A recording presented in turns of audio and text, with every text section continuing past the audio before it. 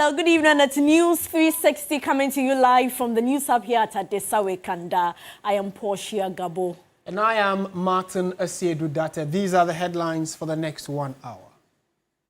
News 360 Headlines is brought to you by Flamingo Paint, Pepsodent Charcoal and Pepsodent Herbal, EcoBank.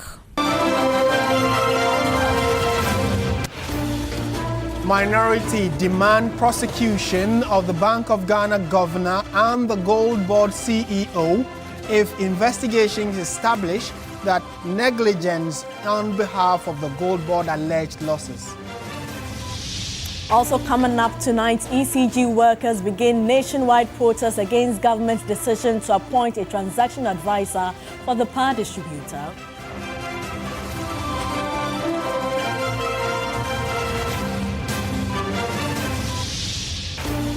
Also coming up, hundreds of passengers in Takoradi hoping to return to Accra, Kumasi and other major cities in the country left stranded due to severe shortage of commercial vehicles.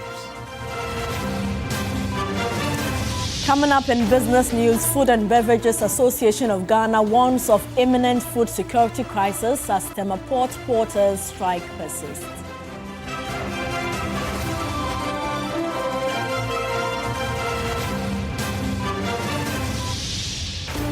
And later in sports, former heavyweight champion Anthony Joshua responding to treatment following a car accident that killed 2 other people in Nigeria.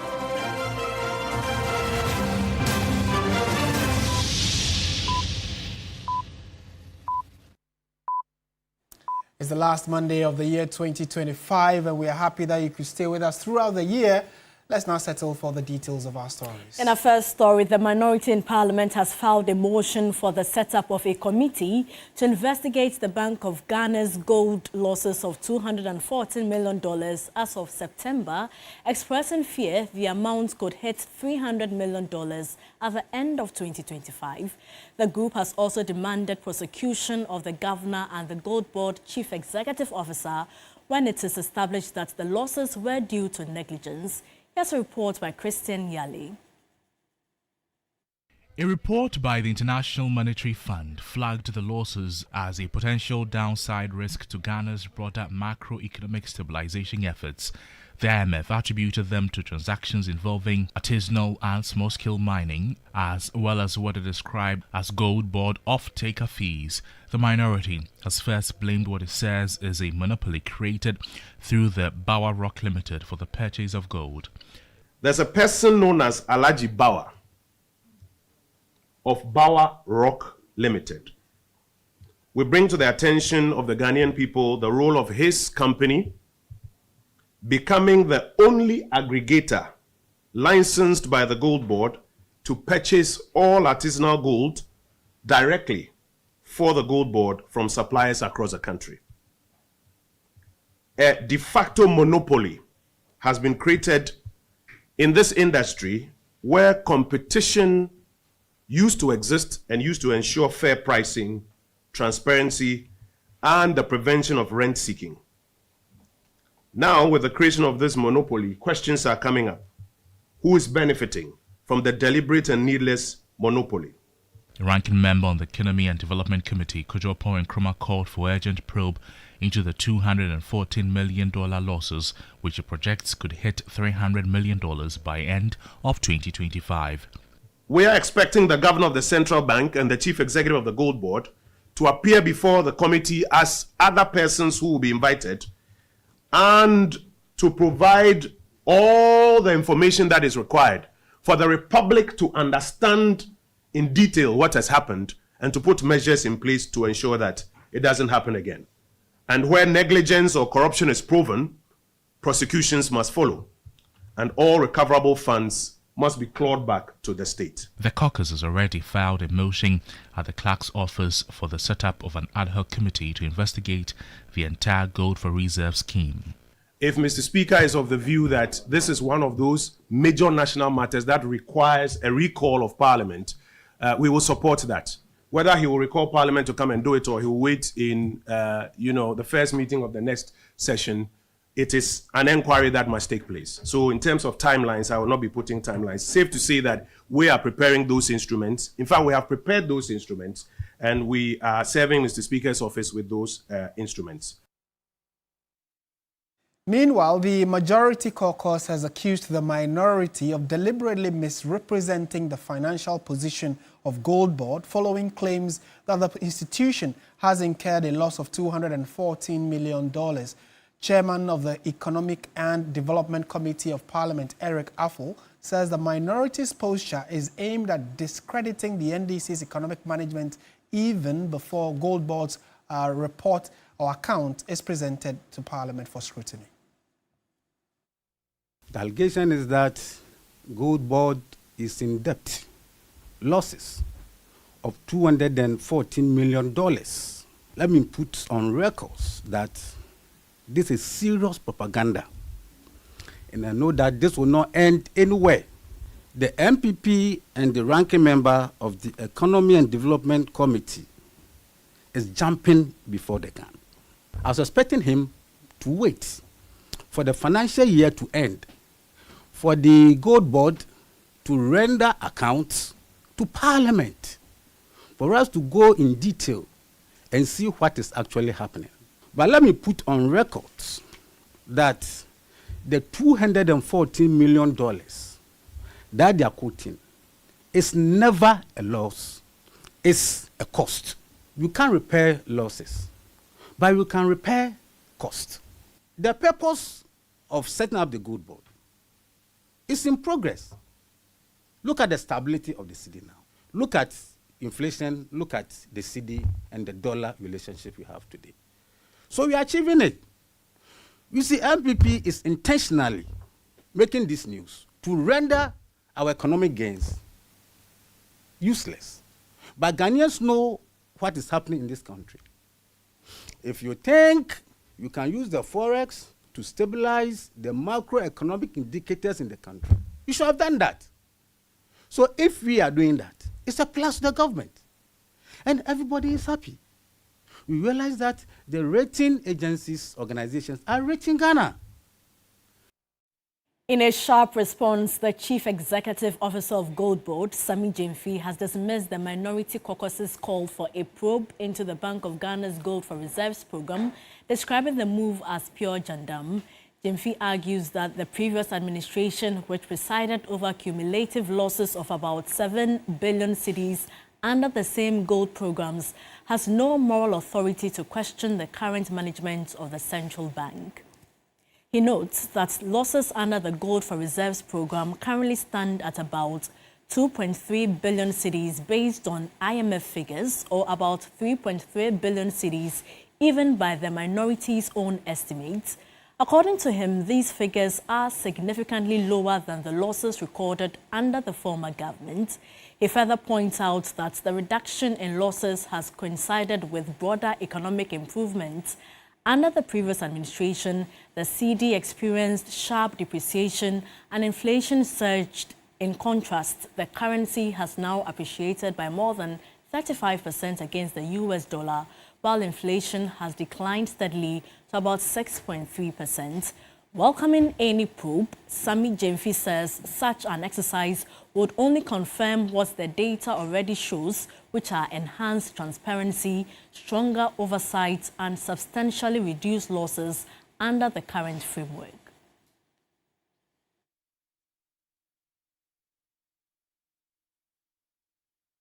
In more news this evening, the workers of the Electricity Company of Ghana, ECG, have begun a nationwide protest throughout by hoisting of red flags against government's decision to appoint a transaction advisor for the power distributor. The workers under the Public Utilities Workers Union, PUWU, say the move could threaten the future of ECG and warn of further industrial action if government fails to suspend the appointment. Meanwhile, the Trades Union Congress has since asked government to hold the appointment of the transaction advisor for a peaceful industrial climate. Red bands now adorn ECG offices across the country. It is a symbolic protest by workers who say they are unhappy with government's decision to appoint a transaction advisor for the company. Nearly a week after the leadership of Public Utilities Workers Union (PUW) raised concerns over the decision, government, through the Energy Ministry, is yet to respond. According to PUW, a formal request for dialogue sent to the ministry has received no reply. Speaking to our Labour Affairs correspondent Daniel Opoku, General Secretary of PUW, Timothy Nyame, said the workers remain committed to the effective function of ECG, but insist the appointment must be suspended. We are saying again and again that ECG is not any ordinary company. It's a national strategic asset that should not be compromised with. People can come and bring you sugar-coated waste in the name of helping to transform the company. But I want to say that His Excellency, the President, has the power to appoint or disappoint any person that he appoints to the position. And he can do that. He warned that agitation could escalate if government ignores their concerns. The red band that we are seeing is our displeasure for government move to bring private sector participation in ECG. And the first move is to bring transitional advisor, which we are actually opposed to. So we are opposed to the appointment of transitional advisor. We are opposed to the private sector participation. Since we have seen that ECG being left in the hands of government is operating, why do you need a private sector participation? Meanwhile, the Trade Union Congress TUC has joined the call for the suspension of the appointment. Deputy Secretary General of TUC, Dr. Kwabena Nyanko Otu, said the move could disrupt the country's industrial peace and urged government to reconsider. At this point in time, we do not think when progress is being made, you need to disrupt that progress and hand over ECG to a private foreign concessionaire. We don't think so. So we are worried, and workers are worried about their job security. They are worried because they have seen in this country how privatization has destroyed jobs without bringing in the needed investment and technology that we were promised. The TUC maintains its long-standing opposition to the privatization of state-owned utilities. There are also questions about whether the appointment of the transaction advisor is linked to the Ghana's program with the International Monetary Fund. IMF was not voted into power in Ghana. In fact, IMF has up to April to leave this country, and we will be very, very happy if they leave. When the previous government indicated its readiness to go to the IMF, we issued a statement against that. We said it was a sad day in the history of this country. It's an indication that, contrary to what Kwame Nkrumah has said, we are unable to manage our own affairs. So having come this far, the new government that came in has done so well. Things are improving. We should demonstrate to the world that we are capable of managing our own affairs. So the IMF must leave in April. For now, workers say the red band protests will continue until their concerns are addressed. Let's now go to the eastern region, where a team of the National Anti-Illegal Mining Operations Secretariat (NIMOS) has conducted a series of raids on illegal mining sites at Achimoda in the Birim Central Municipality. The raids led to the arrest of 5 Chinese illegal miners who were actively mining and washing into the Birim River. 2 excavators found at the site were immobilized. 1 Toyota Hilux pickup and another Toyota Land Cruiser used by the arrested Chinese illegal miners were seized by the task force. Several makeshift structures erected at the site were destroyed, together with some water pumping machines and other mining equipment. NIMOS says it continues to crack down along major water bodies during the festive season to prevent further pollution. The task force from NIMOS also stormed several illegal mining sites in the Amenfi Central District. The task force also destroyed assorted illegal mining equipment, including makeshift structures, water pumping machines, and wooden gold washing platforms, among others. It has also intensified its anti-galamsey crackdown at areas currently reoccupied by the illegal miners and causing severe havoc to water bodies, forests, and farmlands in complete disregard of all environmental laws and regulatory oversight.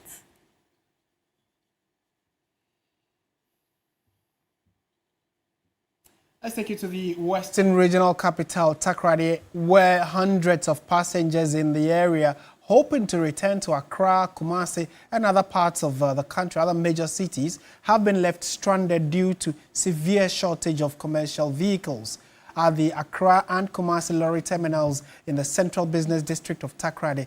Passengers are accusing transport operators of charging exorbitant fares in response to the crisis. Abraham Mensah has more in this report.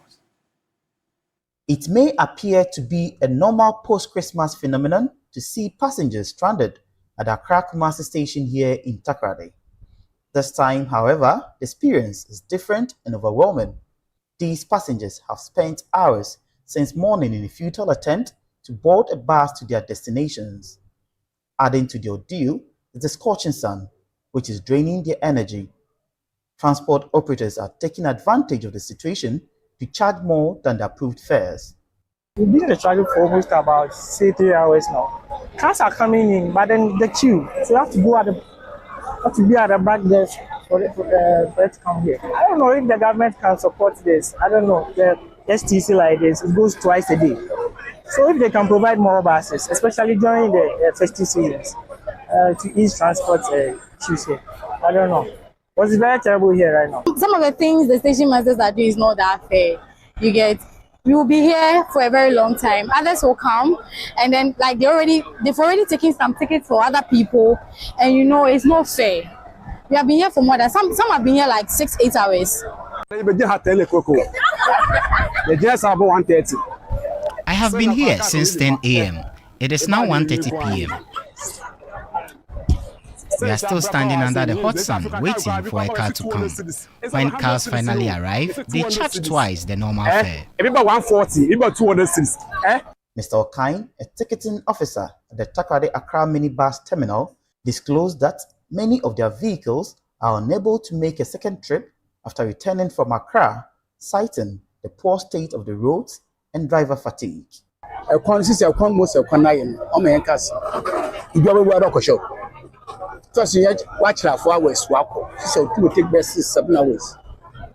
roads are very bad, so we often have to visit the mechanic.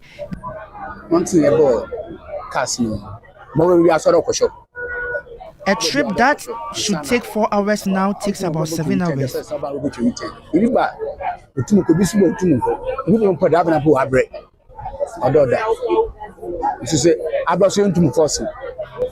The Western Regional Chairman for the Ghana Private Road Transport Union, Joseph Simon Skujo, offered a different explanation for the crisis. This usually happens during festive periods.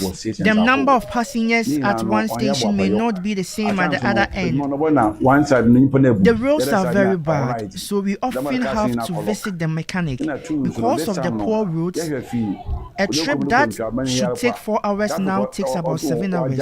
This makes us very tired and unwilling to make another trip. Reports indicate that congestion at the terminal worsens daily. Some passengers have had to cancel their trips due to the situation. Abraham Mensah, TV3 News, Takoradi. From the Western region, Foreign Affairs Minister Samuel Okudzeto-Ablakwa has revealed that the Akonsombo and Juapon textile factories will become fully operational in a few months. The initiative follows the securing of a private investor under a public-private partnership agreement. Officials say the revival will create jobs, boost local economies, and mark a significant milestone in Ghana's industrial growth. The Juapon and Akosombo textile factories have remained closed for years, leaving many workers unemployed. Speaking at his annual end-of-year engagement with children in his constituency, the Member of Parliament for North Tong, Samuel Okudzeto-Ablakwa, announced that the two state-owned factories will reopen within months. President Mahama has always demonstrated his commitment towards the revival of Juapon Textiles. Juapon Textiles can employ over 100,000 workers. At some point at its peak, it employed 70,000. We just need to bring in new equipment, modernize the plant, and I mean, imagine if we say that we are going to award all prisons uniforms, all military uniforms all school uniforms, all immigration's uniforms, all fire service uniforms to Japan textiles and Akosombo textiles, the textile factories that we own as a state.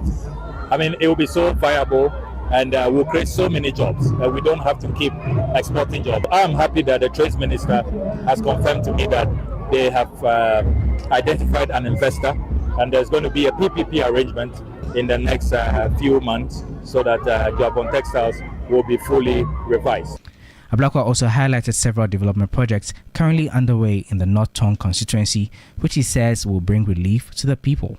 The other good news is that the Sege Aveime Bato Mepe Road has also been awarded now. The contractor has moved to site. Yesterday I did an inspection. The contractor is clearing the ends of the road, mobilizing to site, bringing their equipment for full takeoff. We are also about to cut sod for 6 significant projects in all the 6 secondary schools in North Tongue. We have Dofo Secondary School here, we have Volu Secondary School, we have Mepe Senkisito Secondary School, we have Aveime Bato Secondary Technical School, and then we have the PASEC, which is the Bato Senior High School. We have secured dining hall projects, girls' dormitories, boys' dormitories for all of these secondary schools. And I'm happy that in the next few days we'll cut sod. Funding has been secured. He awarded scholarships to 50 students, donated items to widows, and commissioned classrooms for 2 senior high schools, made possible with support from Chinese Ambassador Tong Diva. All right, let's go on to some other stories. Now, the Minister for Gender, Children and Social Protection, Dr. Agnes Na Momolate, has reaffirmed the ministry's commitment to intensify the fight against gender-based violence in 2026.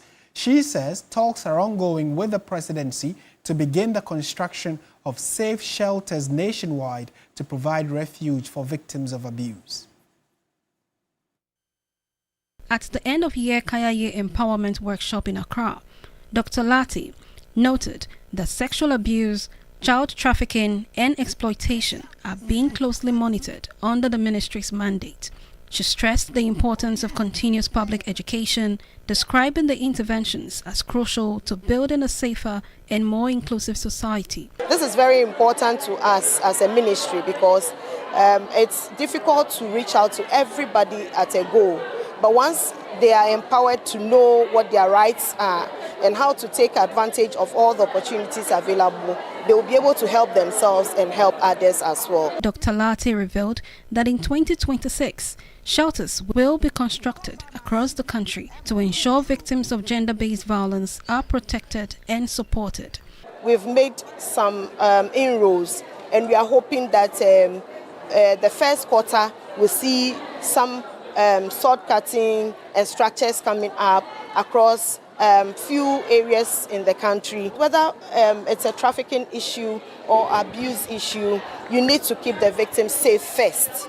And if it is even a transit quarters, you need to keep the person safe before you identify which community the person comes from or which country the person comes from, for their respective countries to take responsibility. She further disclosed that plans are on the way to reduce the number of young girls living and working on the streets. Very soon be engaging them with the presidency, the various empowerment activities that we've put in place and the plans that we've put in place, will roll them out with them, and then hopefully we'll reduce the numbers on the streets and then get them, because they are hardworking, they are industrious, and so there's no limit to what they can do. Workshop.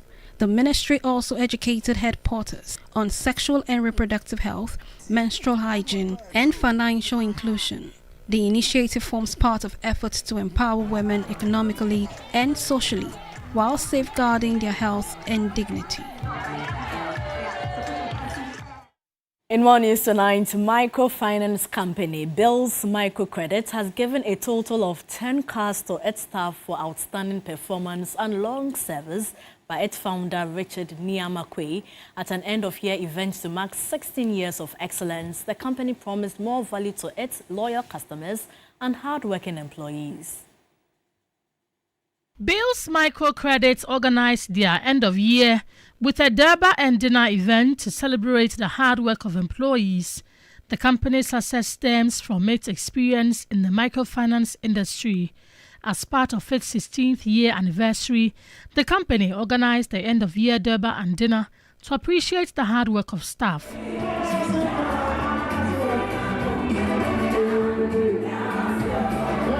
Speaking at the event, Chairman of Bill's Microcredit, Richard Ni Amakwe, acknowledged the hard work of the employees in the company by giving out 10 cars as their gift. Our company this year is 16 years old. What that means is that there are certain members of staff that have been very loyal to our company, and they've been serving us for years. And so every year, we take it upon ourselves to reward some of the long-serving staff. They were supposed to give you an award that looks like a car. Your cars are parked outside though. You are going home you are going home tonight with it. Congratulations, thank you. See us smiling as though we have received the cars. But 2026, it will happen. Hey, you buy one for me. We'll buy one for each other. Stay with us. This is still News 360. We'll be back with more.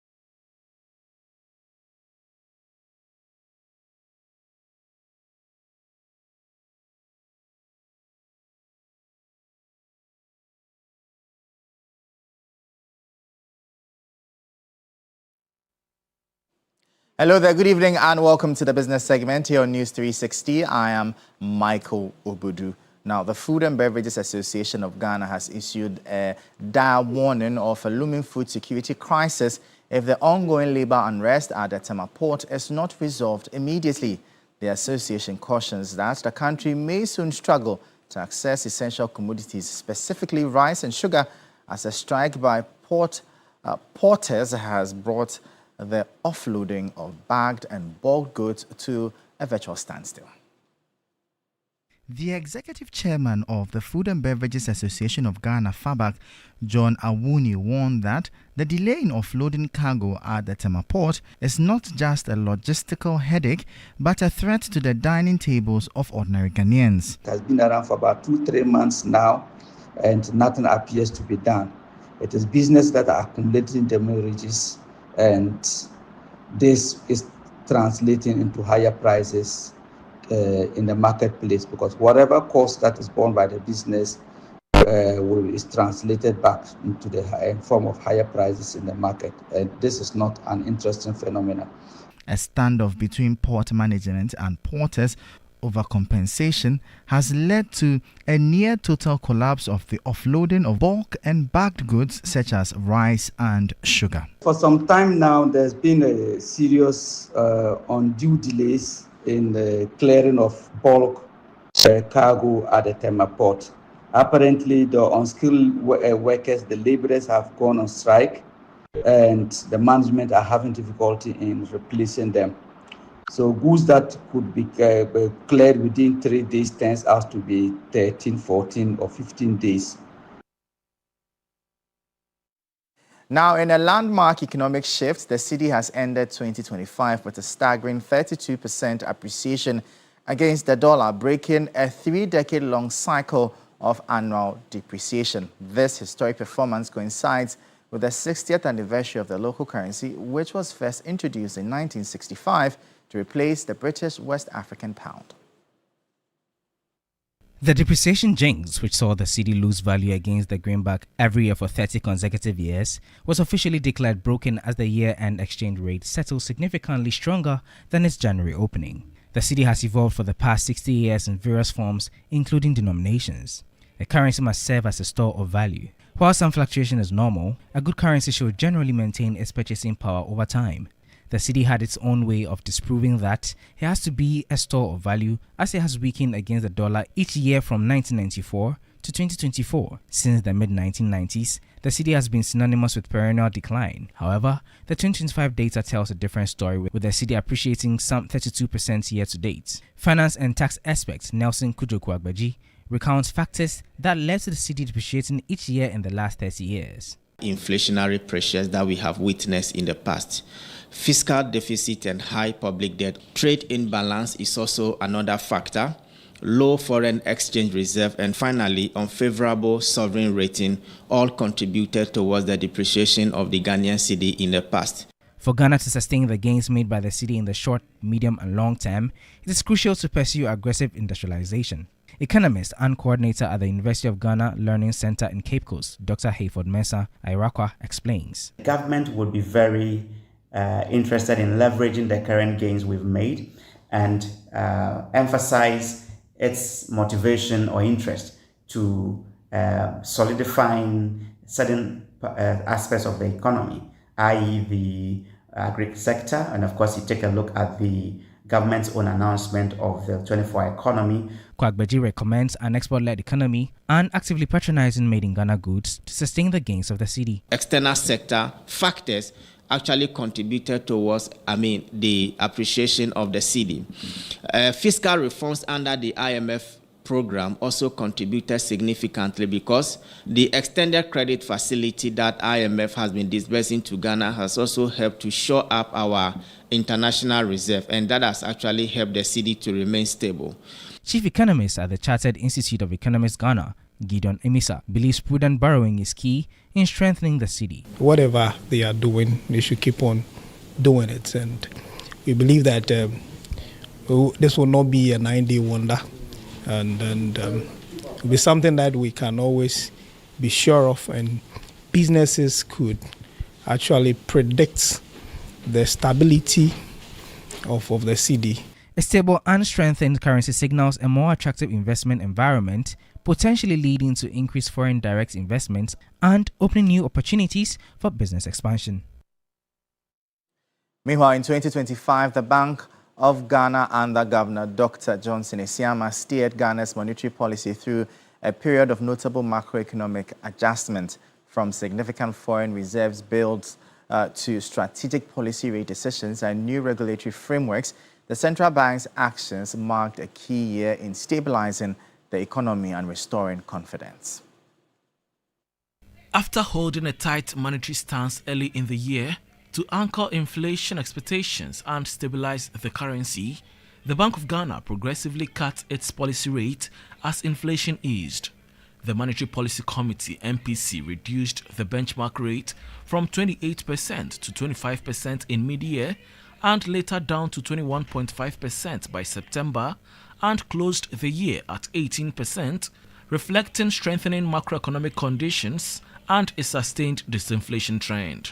From where we stand, we believe that the 350 basis point is enough. Remember, we've now settled, very well within the target band, and we'll be observing these going forward. These moves contributed to credit conditions improving, better lending prospects, and a more optimistic outlook for businesses and households. A major highlight was the rapid build-up of Ghana's foreign exchange reserves throughout 2025. From around $10.7 billion mid-year, external buffers continued to strengthen, projected to exceed $13 billion by year-end, covering well over 4 months of imports. The strong external position was supported by a trade surplus exceeding $6 billion, buoyed by increased earnings from gold and cocoa exports. Gross reserves, on the other hand, have risen to over $11 billion, which are equivalent to 4.8 months of imports cover. And these are projected to reach 5 months by the year end. The Ghana cedi appreciated strongly against major currencies during large segments of 2025, a turnaround from past volatility. The cedi's improvement bolstered confidence, though market dynamics remained sensitive to global and domestic developments. Beyond price and exchange stability, the bank focused on financial sector health. Dr. Esiama announced an objective to reduce non-performing loans, NPLs, to 10% by end 2026, down from elevated levels, underscoring efforts to strengthen lending standards and bank resilience. And that'll be all for the business segment here on News 360. I am Michael Obodu. We'll bring you updates now from the currency and the commodities market.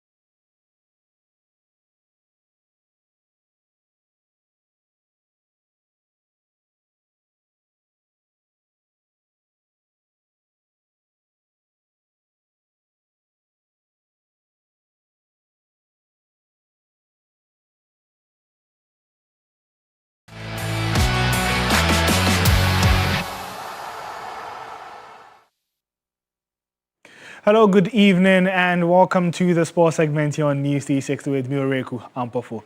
Let's begin on the domestic front, where Asante Kotoko closed the year in emphatic fashion, delivering a ruthless 6-0 demolition of Bechem United at the Babayara Sports Stadium to surge to the top of the Ghana Premier League table. Meanwhile, Giants House of Oak storm into title contention with a gritty win over FC Samatex at the University of Ghana Sports Stadium in a match that took place on Friday evening. My colleague Mutala Yakubu was at various venues and came up with this report. So 2025 has been wrapped up beautifully here at the Babayara Sports Stadium as far as the Ghana Premier League is concerned. Asante Kotoko playing their last home game against Bechem United. In the end, they won by 6-0. But the biggest delight for Karim Zito is that all his strikers were on the score sheet. Morfin Donzo getting two with Kwame Poku also scoring, and Opong also getting one in there. So Asante Kotoko finished the 2025 in the top half of the table and will be aiming at doing their most in 2026. It's a good win for them, and the fans here are on cloud nine. By the way, other games that were played, you know that Heart of Folk also got a win against Samatex. Ediana also drawing 2-2 with Young Apostles, coming from 2 goals down to draw that one. And Baby Any Gold Stars did something big as well. They also came from 2 goals down against Dreams to win by 3-2. Baseke Holy Stars beaten Ahoy United by 2-0. With Brekum Chelsea also finding a win against 11 Wonders. They won by 3-1. And we had Young Apostles, as I said, they drew 2-2. With Swedo All Blacks also drawing 1-1 with Karela United. To wrap up 2025, it has been an incredible one, and all these teams are extremely delighted with what they've seen so far, especially Asante Kotoko. The heat was on Karim Zito to produce the goals, and he's responded with that. He says that this is actually a statement win, and it goes to the fans. But the Ghana Premier League table is shaping up very well. And we finish here today with Asante Kotoko, who are currently on top with 30 points. Same as Mediema, who also have 30 points. Indiana now find themselves third on the table with 29 points. And Baby Any Gold Stars, after today's win, are fourth with 28 points. Hearts of Folk have dropped to fifth, but they have 28 points as well. But the bottom half of the table, that is where things are not looking good for the likes of 11 Wonders, who have won just one game in this year's Ghana Premier League. They are rock bottom of the table with Bechem United 17th after losing against Asante Kotoko. And Hoho United have dropped into the relegation zone. Currently, they are 16th with 17 points. Ghana Premier League 2025 done and dusted. See you in 2026. Well, let's do some more here to sad news, where two-time world heavyweight boxing champion Anthony Joshua has been involved in a car crash in Nigeria that reportedly claimed 2 lives early on Monday. Now, according to reports, the Lexus SUV carrying Joshua collided with a stationary truck on the Lagos-Ibadan Expressway at the Makun, Ogun State. The 36-year-old boxer is said to have sustained minor injuries, whilst 2 occupants at the scene. Investigations into the crash are currently ongoing. Joshua is currently on holiday in Nigeria following his victory over Jake Paul in Miami on December 19, where he stopped the former YouTuber in the 6th round of their bout at the Kaseya Center.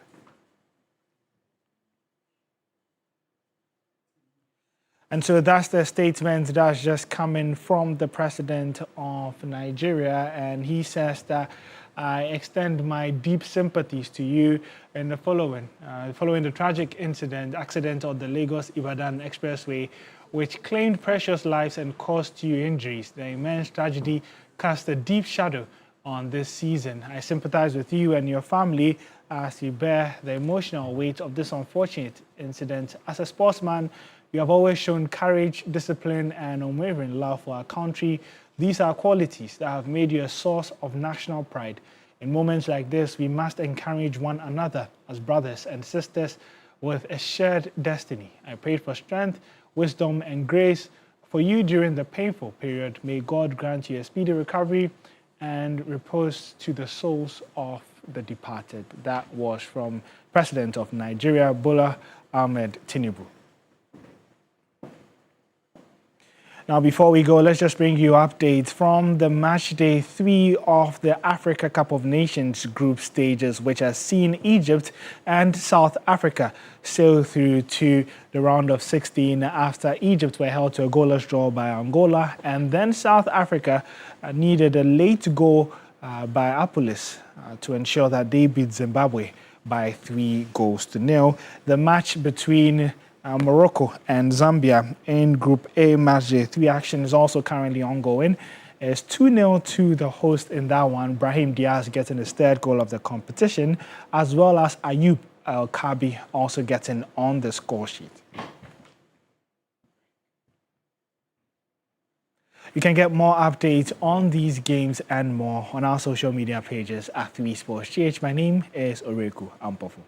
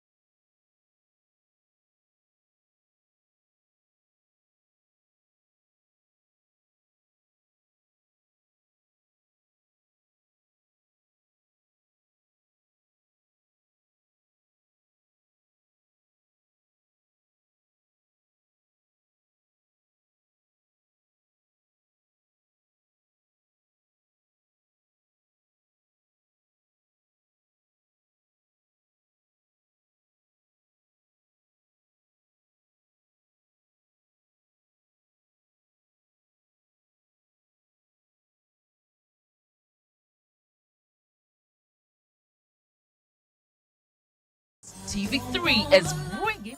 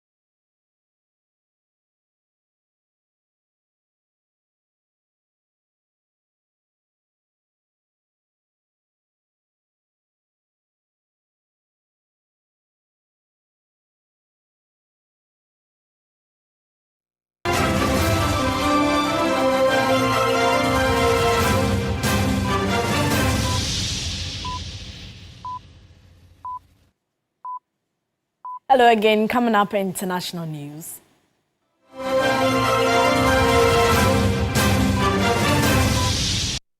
President Volodymyr Zelensky has denied allegations by Russia that Ukraine launched a drone attack on one of President Vladimir Putin's residences.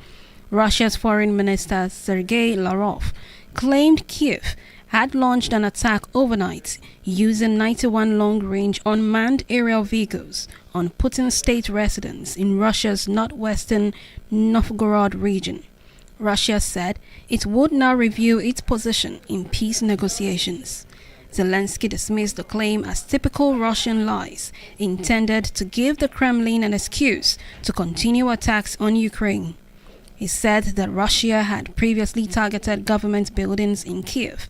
Zelensky added, "It is critical that the world doesn't stay silent now. We cannot allow Russia to undermine the work on achieving a lasting peace." In a statement shared on Telegram on Monday, Lavrov said all of the 91 drones he claimed were launched at Putin's residence were intercepted and destroyed by Russian air defense systems. He added that there were no reports of casualties or damage as a result of the attack.